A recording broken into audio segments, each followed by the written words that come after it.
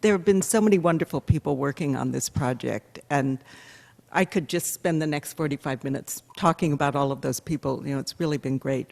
But I wanted to go over, I was thinking about, here's this thing I've been planning, talking about, thinking, you know, trying to imagine happening for so long. And I wanted to give you a little bit of a sense of how I got here with these ideas, with this kind of thinking. And I actually go back, as a young artist, I had a job where I would sit and be by myself a lot, and I did a lot of reading. And there was a short piece that I read by the Argentine writer Borges called On Exactitude in Science. And roughly, it's very, very short, and it's talking about an emperor who goes to his map maker and asks for a really detailed map of his kingdom. And the map maker comes back and rolls out this map that's the size of the castle. And the emperor says, no, this isn't clear enough. I want this to be better. So, you know, he does it of all the surrounding land around the castle, and still the emperor's not satisfied. So finally, the map maker does a point-by-point map on the kingdom, and that's finally meeting the requirements of this crazy person, and that, I guess, is me. Because I actually, it's a mapping project that I've done here, and it really is a point-by-point mapping. How, as an artist, I've kind of been looking at how you communicate with people, how do you get people to see things in a different way? You know, each generation comes along and is kind of reacting against what's gone before. But I wanted to look at a project that was fairly recent that Max mentioned, which was the proposal for a temporary memorial around the perimeter of Ground Zero. And we were talking about putting layers around the site while it was under construction, a movable blue fence. We were just using, let's see if I've got this, these elements that I'll show you in another slide that could have flowers put into them, flowering trees, places to sit. But the idea was, in place of the police barriers, we would make these string together pipes, and the idea was that anybody who came to the site would bring flowers and create this perimeter around the site, that would be there during the whole time that reconstruction was happening. Now, to go back and explain this a little bit further, George Peck and I live just a few blocks from Ground Zero, and after this event happened, we had to go up to 86th Street and stay with friends, since we were in this no-fly zone, so to speak. And it was so strange to be even, just a few miles uptown and watching people watch television, watching this event happening over and over again. And then we would go down during the day to clean our place out. And I realized that even on 86th Street, they had no clue what it was like to be downtown.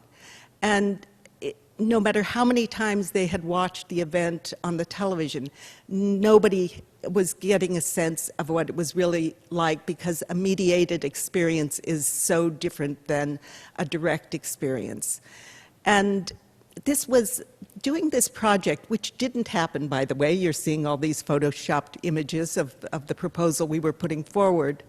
But it was such an important project to me for a couple of reasons. One is, and the New York project that I've taken on that Max was referring to about Broadway addresses one of these concerns. One is that I thought I want to start working around my own home territory. I don't want to always be going to China or, someplace else to do work. I want to work at home.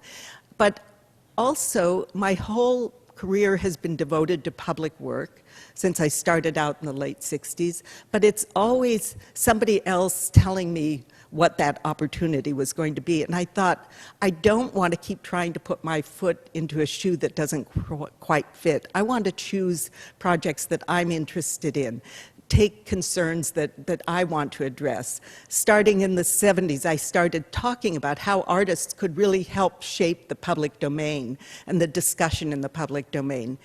But it never was able to happen very easily because you're getting these, and I certainly wouldn't complain about getting a GSA grant or a Percent for Art grant, but they were always assignments that were being given.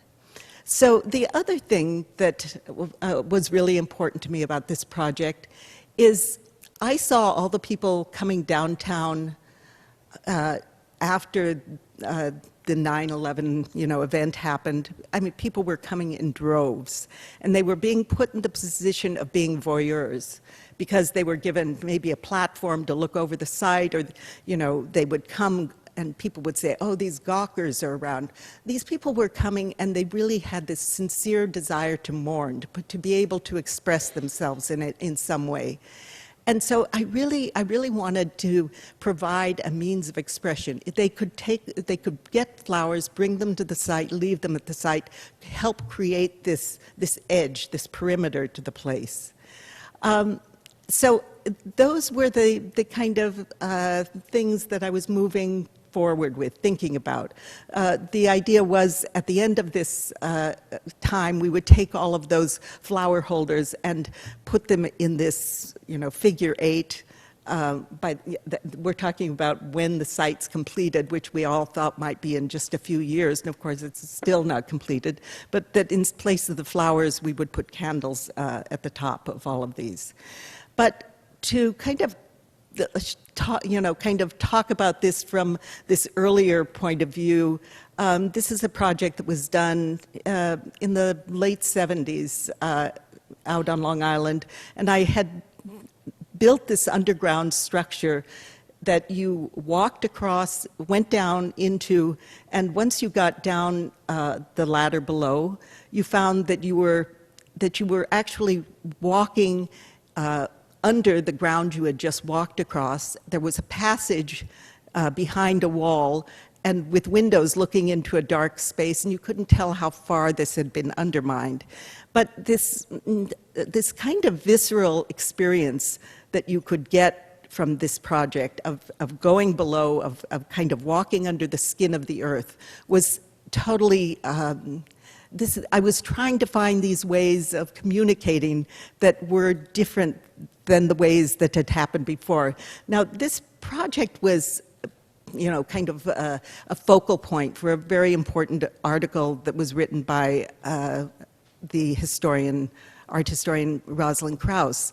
And it was called Art in the Expanded Field. But I think that it was always ironic to me that the Klein diagram that she was using in the discussion she was having was really without any vision for what it meant to go into the expanded field. And I guess all of my work since that point has been going into this territory, trying to look at systems, how to communicate about different kinds of systems. This is a project that was done a few years later in New York along the river. And again, it was a way for me to kind of look at how you could make a connection between the city and the natural environment. That we were allowed to walk out onto the river on this jetty that spiraled into the river. This side over here, we took the concrete surface off so that it was exposing the beams that were underneath this whole edge of land, this fake land that had been made at the edge of the city. It was a project that cost millions of dollars. It was part of the Battery Park City development. There were simpler projects like this one where these troughs were made to reflect trees. There were about 7 of them attached to trees, a project in Finland, a project in Des Moines where demonstration wetland had been made, actually was created because of the project that I was doing, where this pond was dredged.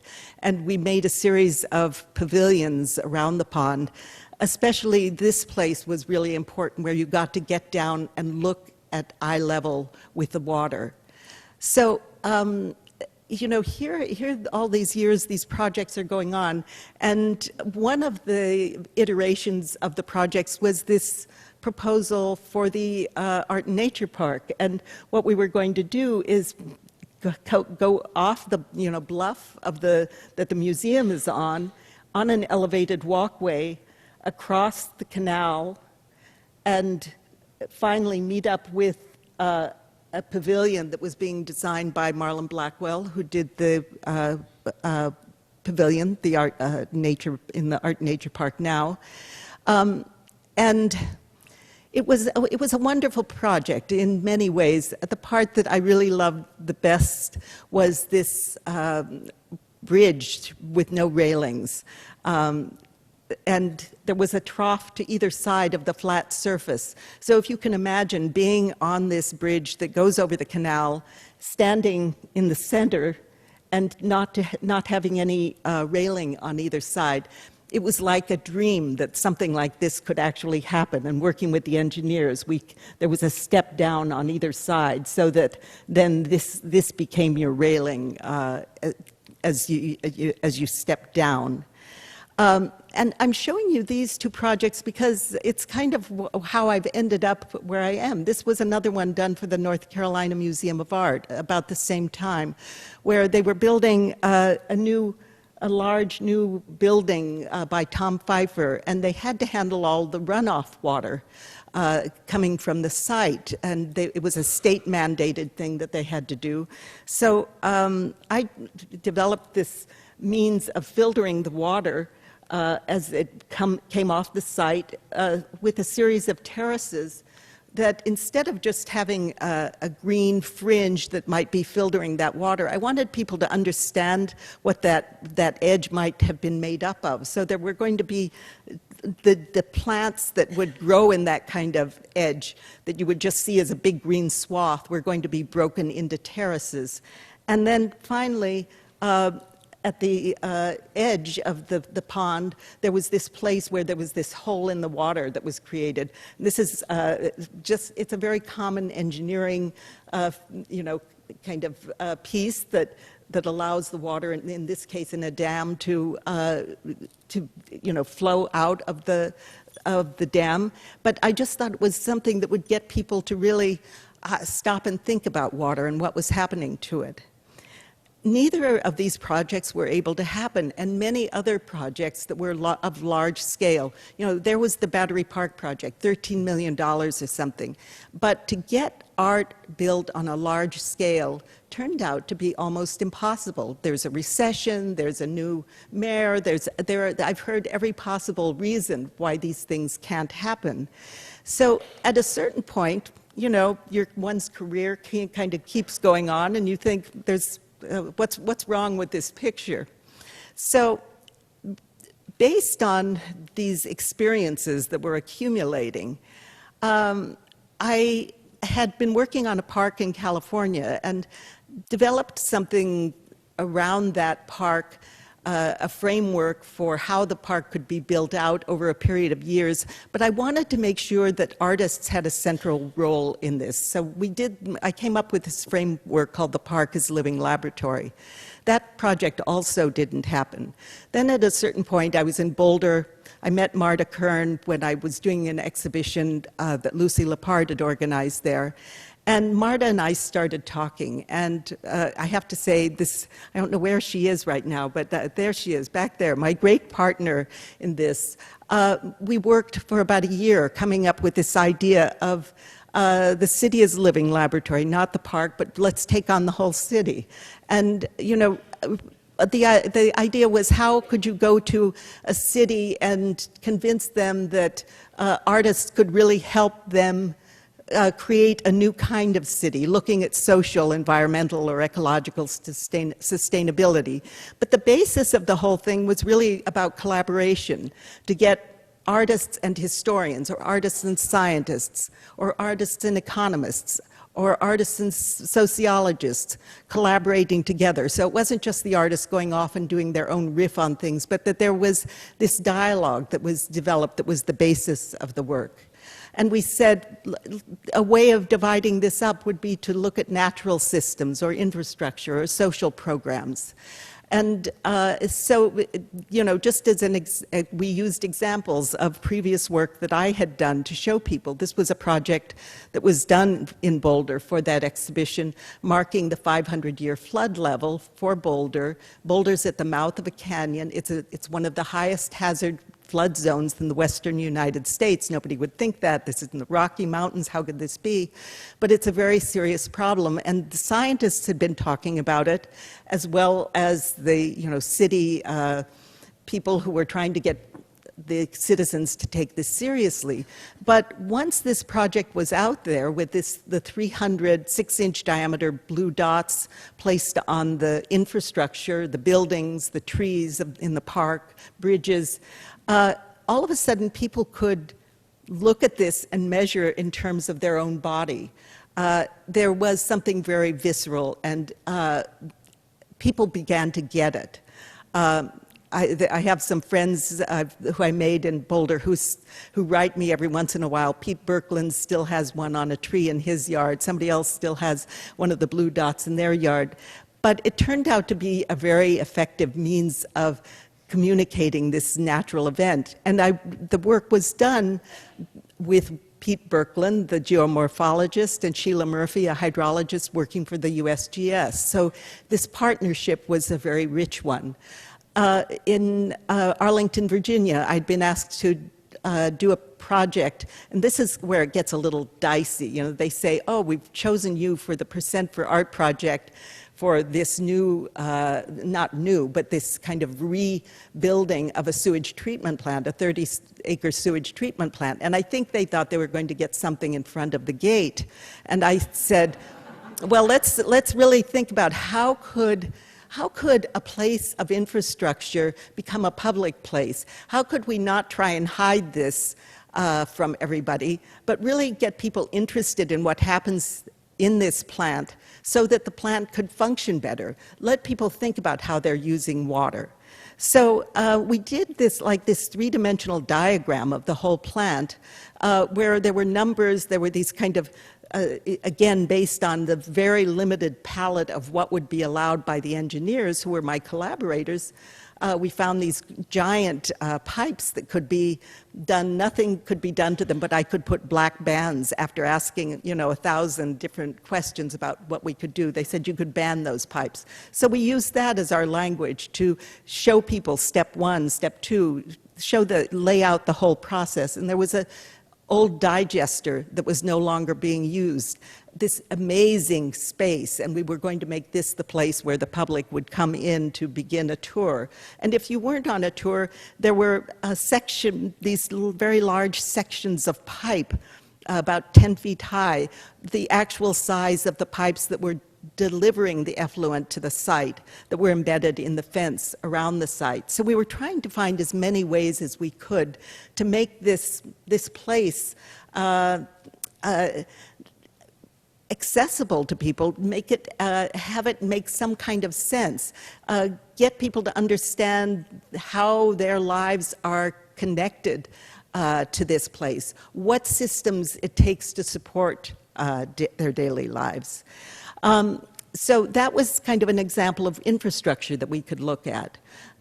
Then looking at social issues, I was invited to Delhi and asked to do a project, and selected a site in a park in Delhi, in the kind of north, I would call northwest. I don't know if a Delhiite would call it that, but there was a derelict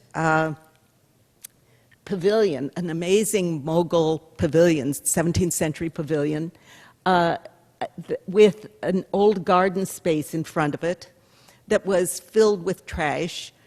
And this whole area, well, all of Delhi was being cleaned up in preparation for the games that were held there in I guess last year. They had the Commonwealth Games. To make Delhi this kind of international city, they wanted to get cleaner air, and they went into places like this neighborhood and closed all the factories, the 300-year-old vegetable market. Overnight, this working-class neighborhood was really impoverished. And so I thought, how could we take, kind of get away from that helicopter view of sustainability where cities are making big moves that inadvertently really devastate people at ground level? How could you think about doing something on the ground that would be treating that neighborhood in a more, give them more possibilities? So we got all of the trash moved out of the garden area. You can see how beautiful a space it is. And when I started talking to the archaeologists about planting some plants in this garden, no, absolutely not. Garbage is okay, plants are no good. So I thought, well, this used to be a textile neighborhood. I want to take that kind of idea of a carpet and lay a pattern out like a garden across this space. And so we did that, and in the center of each of those elements that was laid out, there's the name of an Ayurvedic plant and its use. And so this garden was going to be looking at Ayurvedic plants, and we had about 100 of them laid out, named, and the uses noted. And then around the base of the pavilion, I'm not a good button pusher here, I see. Some things are really complicated. Anyway, we had about 1,000 of these actual plants around the base of the pavilion for the exhibition. And we had these portable parks that were taken out into the neighborhood, and various shop owners agreed to take care of the plants that were on these little carts. And the carts gave the times that various experts would come and talk to people at that pavilion about the uses of the plants, which they could grow themselves, which could cure the various ailments that they had. So it was this kind of, the title of the project was Roshanara's Net. And I imagine trying to cast a net between the park and that neighborhood, trying to make it a place that people would begin to see as really a wonderful place to spend time, trying to get women and children maybe to spend time. It usually was only young men hanging around and smoking, trying to make it a place that felt safe enough for people to be. So that's kind of the backstory of this City as Living Lab. But really, it was about how you could get ideas that, all cities are, not all, but most cities are talking about. In New York City, it's Plan YC is looking at how to create a more sustainable city. And they're talking about it at the Department of Transportation and City Planning and Department of Environmental Protection. But how could you get those ideas down on the street? How could you get citizens involved? So that was part of the City as Living Lab idea. It was also to say, there are things that are going to take 30 years to accomplish, to get the air cleaned a certain amount. What kind of things could people in the arts do that could happen immediately? But basically, the most important thing was to say, cities, you have this amazing resource of visual thinkers, of artists, of designers, of landscape architects, who could be helping to transform your cities, and you're overlooking this great asset. So Marda and I went around, she went around in Boulder, I went around in New York, we went around together, and people kind of looked at us like, well, yeah, but what does that mean? How would this be done? So let's come back to Indianapolis. Things, we hadn't been able to do several, I showed you one iteration of a walkway. We did quite a few. I mean, there was the early era, then the middle era, then the later era. Anyway, that wasn't going to work. But I have to say, I have been in many different kinds of situations where people write me Dear Jane letters. It has happened so many times in my life, I can't begin to tell you. Max Anderson was the first person who ever came and told me that I was going to get a Dear Jane letter. He didn't send me the letter. He said, Mary, I've got bad news for you. But you came, Max, and I am forever grateful about the way you handled that. But not only that, but he and Lisa said, okay, Mary, would you come back and do another project? And I took a big gulp and thought, I got to think about this, you know. This is, I don't know, Indianapolis and I don't seem to be working out. But so I did think about it for about a year, and that's the time that Marda and I were working on the City as Living Lab idea, the framework. So I came back about a year later, and I said, I've got this idea. I'd really like to test it, and I think this would be a great place to do it. I already knew how impossible it was to do things in New York. It's, you know, the red tape is unbelievable. So this is a smaller city. It seemed like an easier place, and I was amazingly right about that. I started going out and talking to people, talking to Lenore Tedesco, is one of the first people from IUPUI, Jill Hoffman, who she introduced me to, Tim Carter from Butler, Dave Benson from Marion. So these scientists started giving me, you know, a sense of, you know, what to be, how to start thinking about this. But what I was thinking about was the White River, because I had been coming here all of these years. I saw it, you know, it was right out there, right beside the Art and Nature Park. It was so bucolic. And I couldn't quite figure out, here's a city, you know, I've been working in Milwaukee, I'd worked in St. Louis, you know, Cleveland, all these places, and the river is maybe not a beautiful presence, but it's such a presence in the city.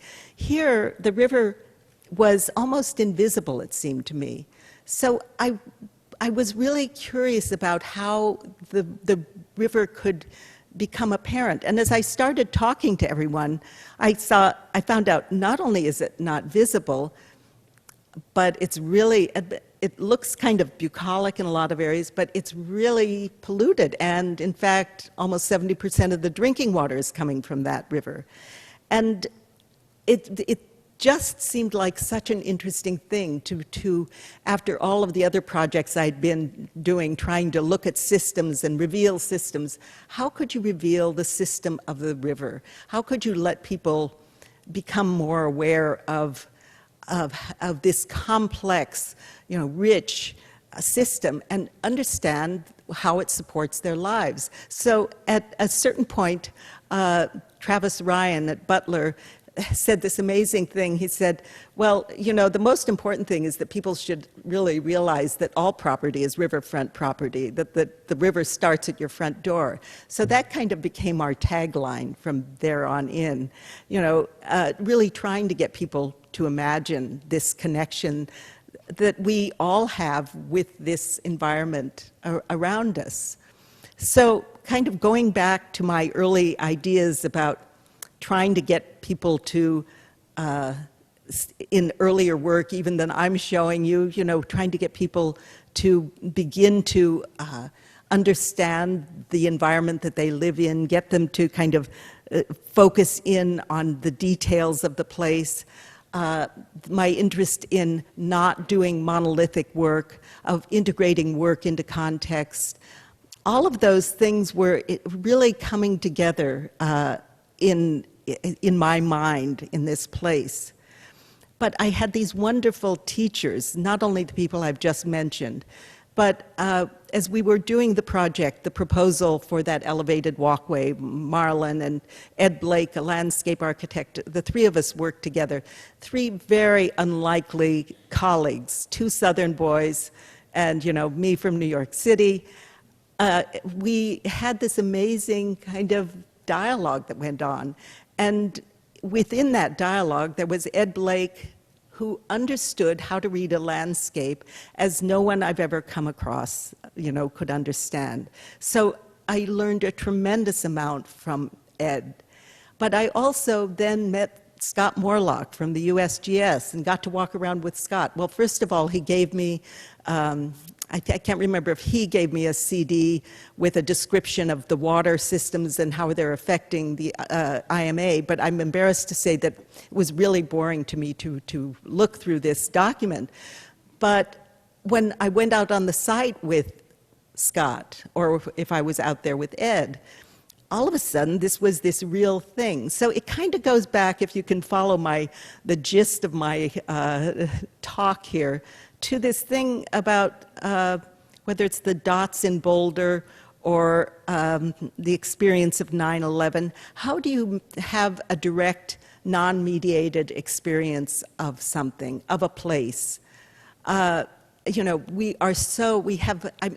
I've become a total, I'm so interested in what technology can do.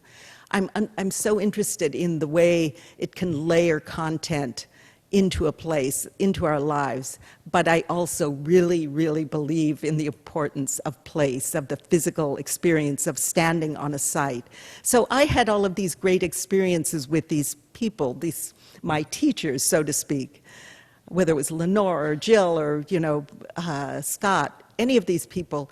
But how could I then somehow make that accessible to others? How could others come to have some understanding of this amazing system that's supporting life in Indianapolis? So this is the kind of start of thinking about these things. And we started, had a great person working in the studio then, and we did all of this, mapping of the area and looking at things, and then I would come out here and walk the site, and here we are up by Butler, and this is this amazing place just north of the museum, northeast of the museum, where you've got the river on one side and the canal on the other side. We went a little further down, and you get to the Art and Nature Park, and this, really amazing, loop that the horseshoe that the river makes around this site, this very fragile territory. You get it a little further south, and there's the 30th Street Bridge, this amazing system that had been built in an early, I don't remember, Lee, I can't remember when this was she doesn't remember either, and she's been, but, so you've got the history of the river. Here's the 16th Street Dam. So, we were, looking at all of the details of this place.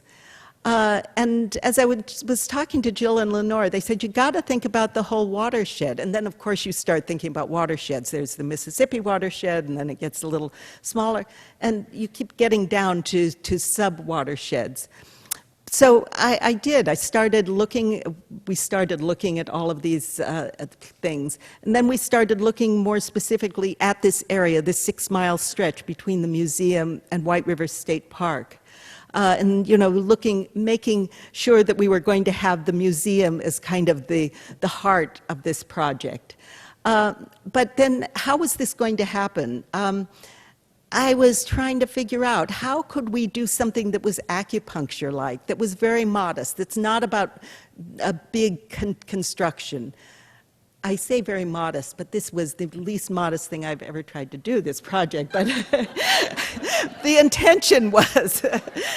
So I said, we will just have this very small 18-inch or so diameter mirror. And I really, I wanted to kind of make fun of things always being mediated and electronic version.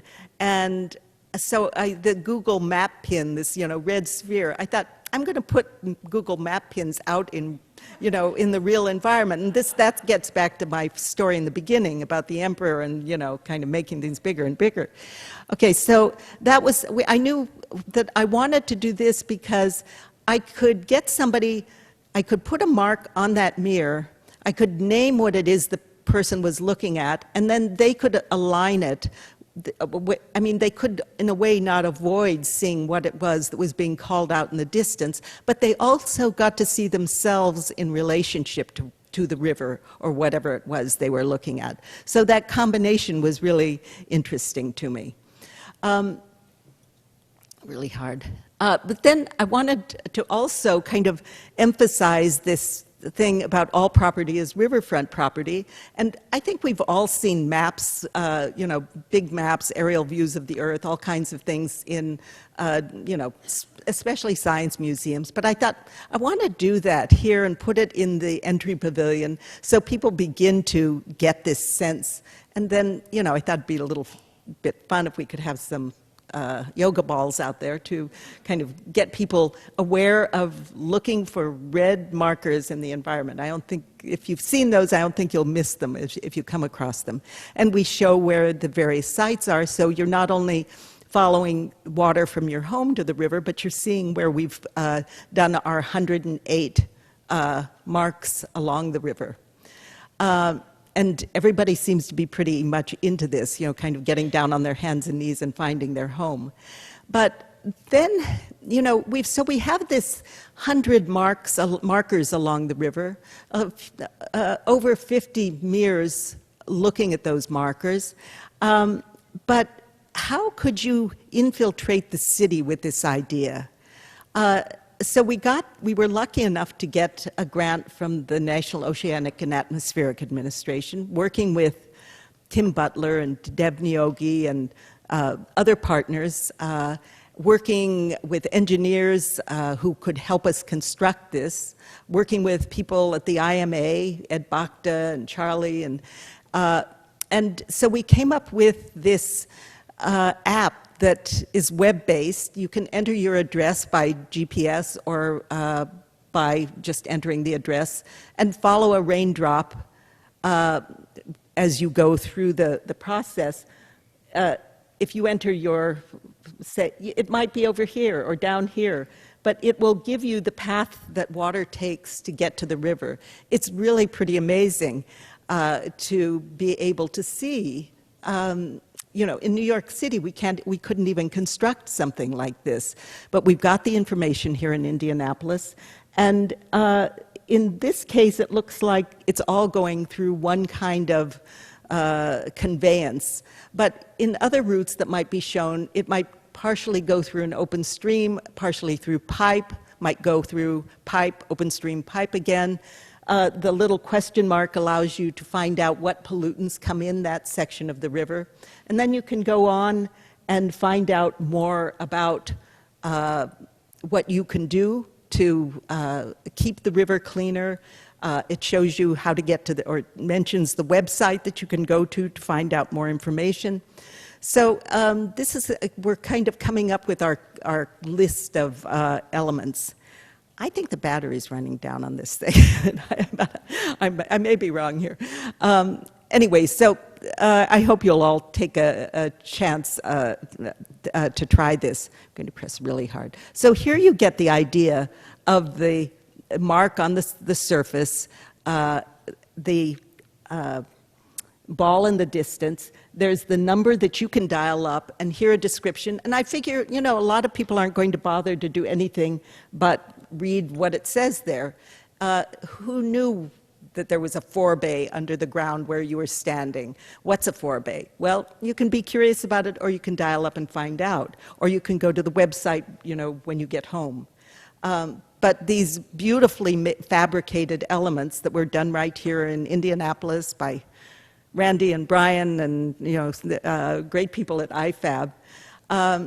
There's this strange thing that happens when you look into the mirror, and that is that the stainless steel is kind of warped. So when you try to do that alignment that I've mentioned, it kind of sucks the red ball in.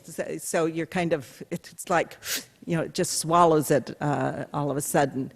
On the back side, we have etched this map that circles, if you're here at the IMA, that section is circled. If you're down at IUPUI, that section gets the darkest mark. I'm just going to go through and just show you a few more pieces. This, I really, I find this very humorous. I know it's like the building got measles or something, but I wanted to show the 6 systems of water. I wanted people to understand water is so important to us. It's, it's integrated into everything in our lives. So I put the marks on the building, and then there's a really beautiful mirror that was made. And if you stand at a specific angle, you can align the 5 systems that are being named: bottled water, AC water, steam water.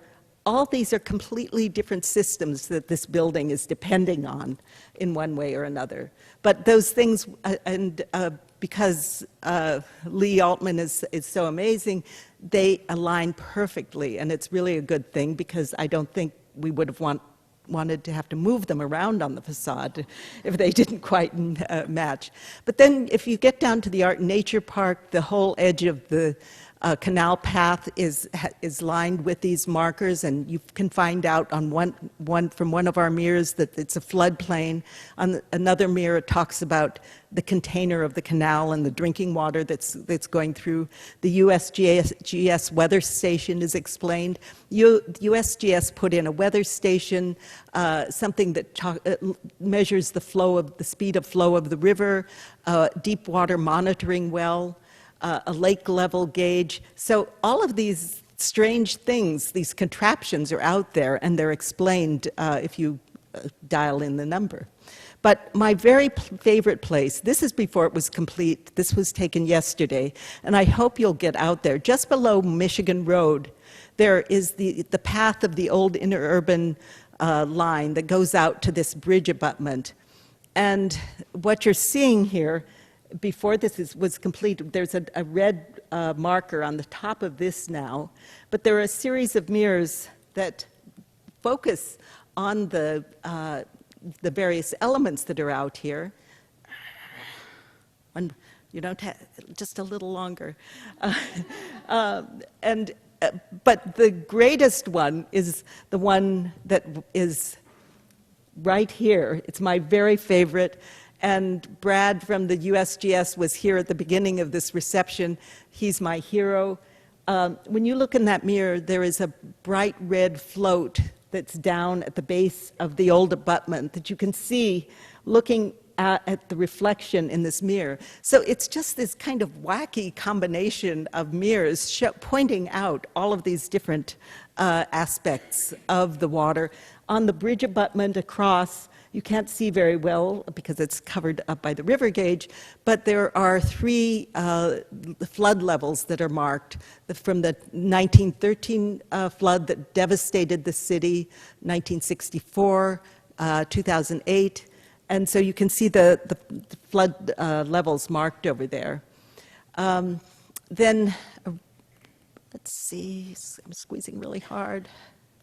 Around the lake itself, we have banded the trees around the entire perimeter of the lake at the level of what's called the 100-year flood. It's a very deceptive word or description. I think the USGS is going, trying to stop using it, because it doesn't mean it happens every 100 years. It's the chance of happening. So for instance, Katrina was a 500-year event, but it might happen again next year. It's a small percentage of a chance that an event like this could happen, but as weather patterns shift, these rare events happen more and more frequently. So for people to be able to see this, to understand this, we banded all these trees, and they're only waist high if you're out by the Kendall Buster Project. They are staying completely level, but they're, about 20 feet up in the air in most parts around the lake. So that kind of makes this dashed line, which will become even more prominent as the leaves come off the trees. And here, we're pointing out a storm sewer, something very common. But you'll find between the museum and the White River State Park these mirrors, and here we are down at the White River State Park looking back up the river. So this is my favorite part, though. The Riverside Civic League had a parade last weekend, I think, and Flo was very much present in that parade. I think the main thing that we had in mind, Marda Kirn and I, when we started this project a couple of years ago, was that we could come in with, again, these modest elements and try and do something that would be catalytic to the community, to the city. Could we start something that could continue on? We wanted to have this role as catalysts, not as the people who could keep something going. And I think, you know, these wonderful partners that we have who will be showcased in the series of events over the next 10 days, it really looks like there's something that started. You know, the Pulliam Trust is sponsoring this White River Festival, and I think will sponsor it for a second year, and we hope that it will be ongoing. I don't want to start naming the people that have been supportive, that have made this happen, but it's just so many people. It's just the museum has been absolutely amazing in making this happen. You know, I've been working just completely in the public realm as an artist since the late 60s, and I've been very critical of cultural institutions. I felt that there was this, new buildings were being built, they zigged this way or they zagged that way, or they were, you know, amazing structures, but who was thinking about how these institutions could function besides having a new facade? And it really seemed to me that it would be possible for cultural institutions to function much differently in their community. And I have to say, this museum has done that here in Indianapolis. It wouldn't have been possible without the city being as receptive, having as many receptive groups in it. But it's just been quite a remarkable experience. This is an experiment, totally an experiment. We've got people evaluating whether we have failed or whether we have succeeded. We don't know, but it's been quite amazing. But I do have to thank people who are right here in the front row, who are in my studio: Tina Madoff, Cesar Cota, Belinda Canpech, and Lee Altman. Those are the only ones I'm going to name because they are amazing. We have a schedule that's kind of unbelievable, and they're doing it. So thank you.